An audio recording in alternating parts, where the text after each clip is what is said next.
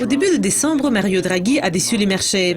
Klaus Wistesen, l'économiste principal pour la zone euro à Pantheon Macroeconomics, nous rejoint par téléphone aujourd'hui pour parler de la réaction à la réunion de la BCE. La Banque centrale européenne a abaissé son taux de dépôt à moins 0,3% afin d'éviter l'affaiblissement de l'inflation.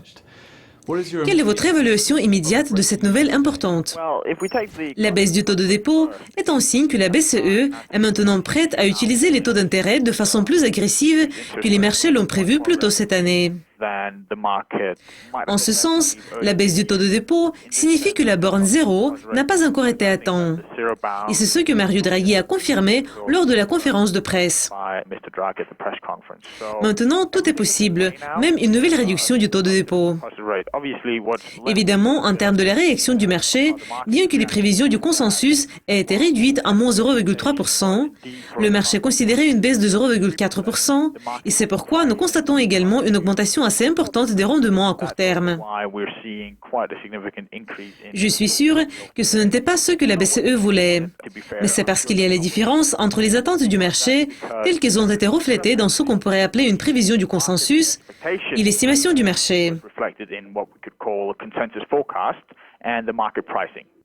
Une autre annonce importante du discours de M. Draghi était le fait que la BCE a élargi la gamme d'actifs éligibles pour l'assouplissement quantitatif.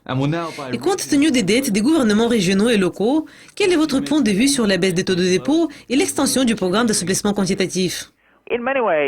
Si je dois résumer la journée, c'était un ajout important à la politique monétaire déjà très accommodante. En ce sens, je pense que cette histoire va continuer dans la zone euro. Je pense que la reprise cyclique va se poursuivre et l'inflation va augmenter, peut-être même plus rapidement que le marché et la BCE l'avaient prévu pour 12 prochains mois. Cependant, cette histoire est plutôt supplémentaire par rapport à la vraie histoire qui montre que le marché a été déçu par les réponses de M. Draghi. Je suis particulièrement surpris parce que la BCE a réduit ses prévisions d'inflation tout en donnant les réponses qu'ils avaient dû savoir que cela allait décevoir le marché. Ce n'est pas en fait ce que la BCE fait. La BCE aurait pu par exemple dire qu'elle était plus optimiste qu'il y a 3 mois et par conséquent nous n'assouplissons pas autant que le marché prévoyait ou estimait, mais ce n'était pas ce qu'ils ont fait.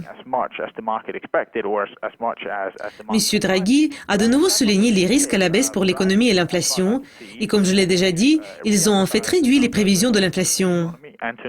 Il y a 2 explications. La première est que M. Draghi et les partisans de l'approche conciliante auraient pu être contrôlés un peu par les adeptes de la position ferme, et l'autre est qu'ils ont tout simplement sous-estimé l'agressivité des attentes du marché avant les réunions, où il y a peut-être un peu de tout. M. Draghi a une réputation de donner une information excédentaire sur ces annonces importantes, mais apparemment il a déçu les marchés par la décision de ne pas augmenter les achats d'actifs.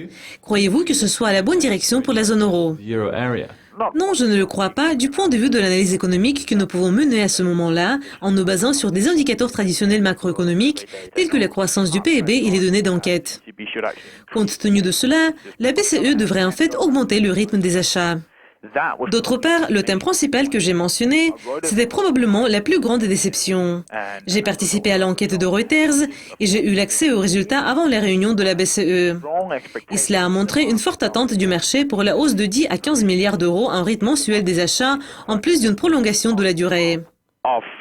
De certaines façons, je suis surpris que la BCE ait choisi de ne pas répondre à ces attentes. Évidemment, elle pourrait le faire plus tard. M. Draghi a laissé une petite porte ouverte à un nouvel assouplissement, ayant dit qu'elle examinerait ces outils de nouveau au printemps, en insistant sur l'importance de réinvestir les paiements de capital qui pourraient commencer avant la fin du programme.